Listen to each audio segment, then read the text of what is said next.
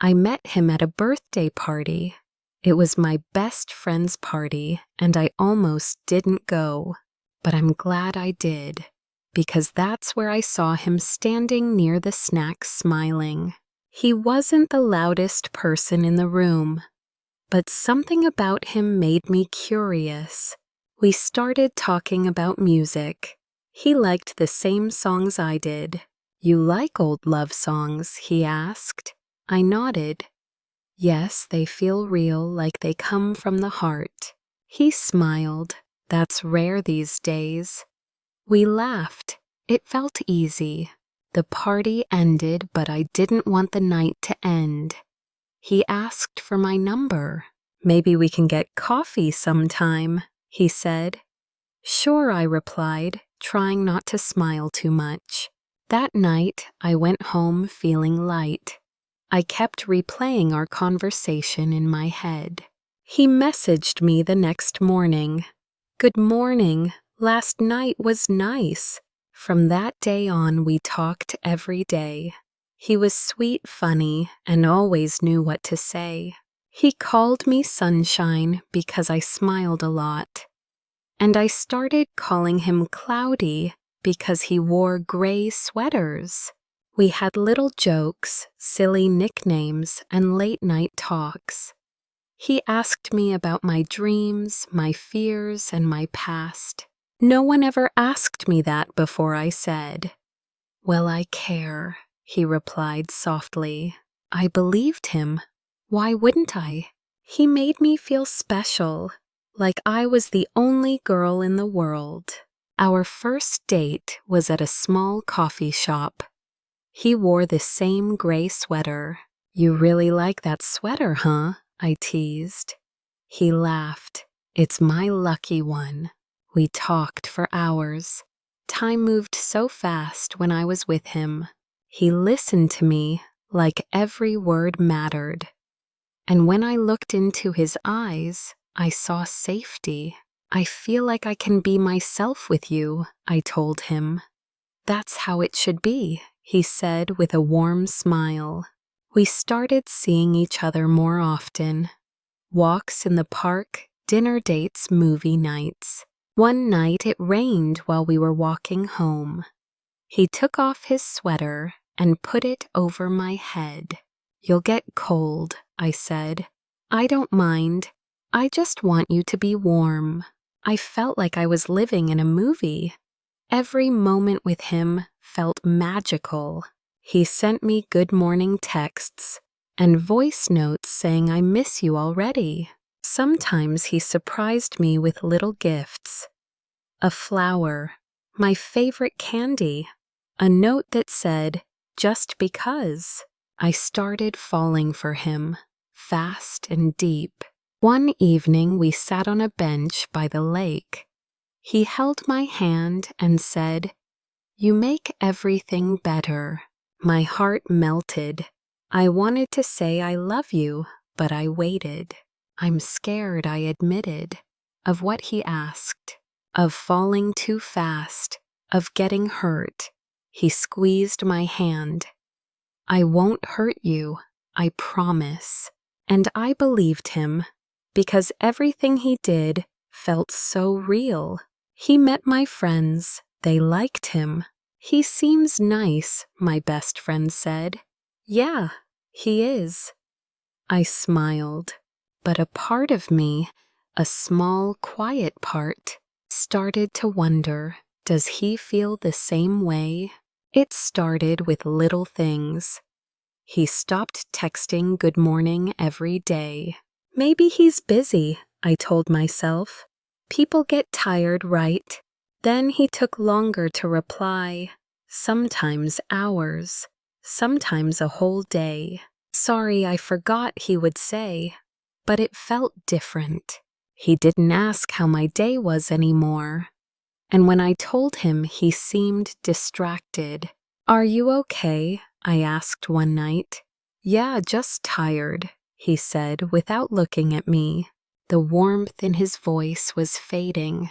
The way he hugged me changed. He used to hold me tight like he never wanted to let go. Now it felt like he was just being polite. We used to laugh at everything. Now the silence between us was louder than words. I tried to bring it back. Jokes, surprises, messages. But he didn't react the same. Just a thanks or a small smile. One night I waited for him at our usual spot. He was late. I called. No answer. I texted. No reply. 30 minutes passed. An hour. Then he finally came. Sorry. I forgot, he said again. I forced a smile. It's okay, I whispered. But it wasn't. I cried that night, quietly into my pillow. I didn't want to seem needy, so I stayed silent.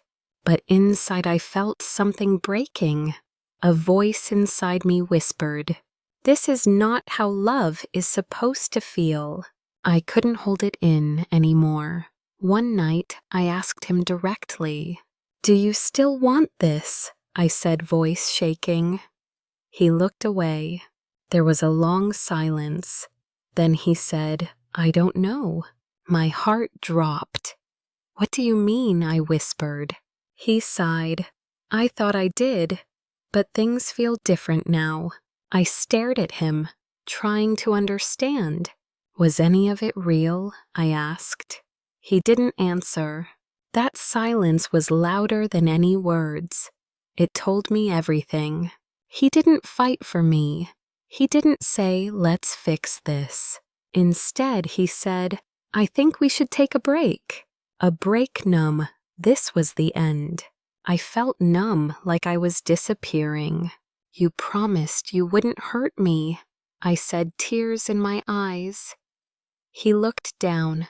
"I'm sorry." Sorry didn't fix anything. Sorry didn't erase the love I gave. I stood up. "I thought you loved me," I said. He didn't say anything. He just watched me walk away.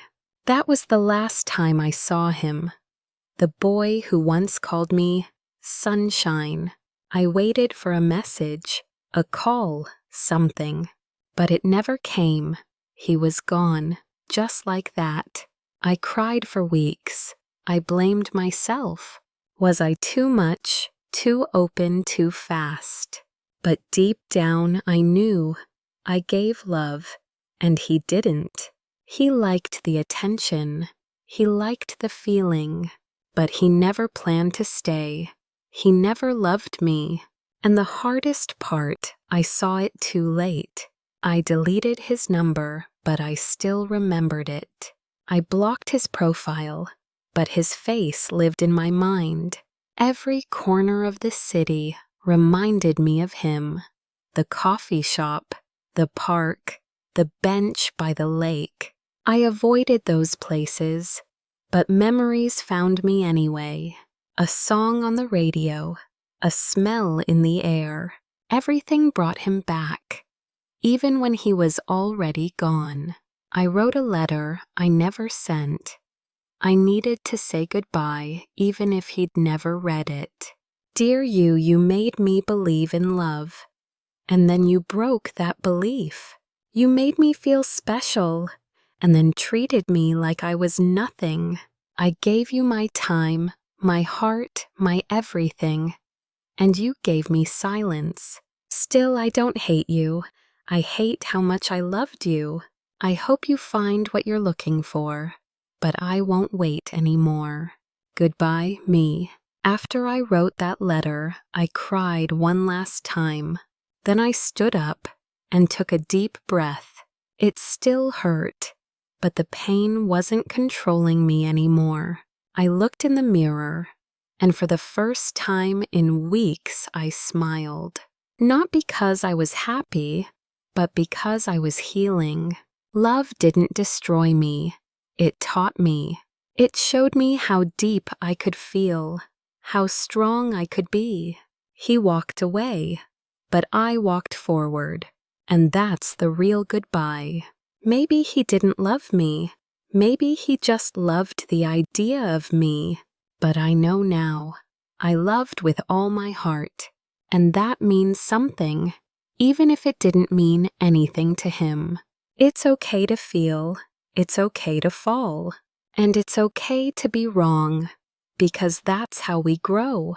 If you're going through the same pain, please remember you are not alone. You are worthy of a love that stays, a love that doesn't confuse you, a love that doesn't make you question yourself.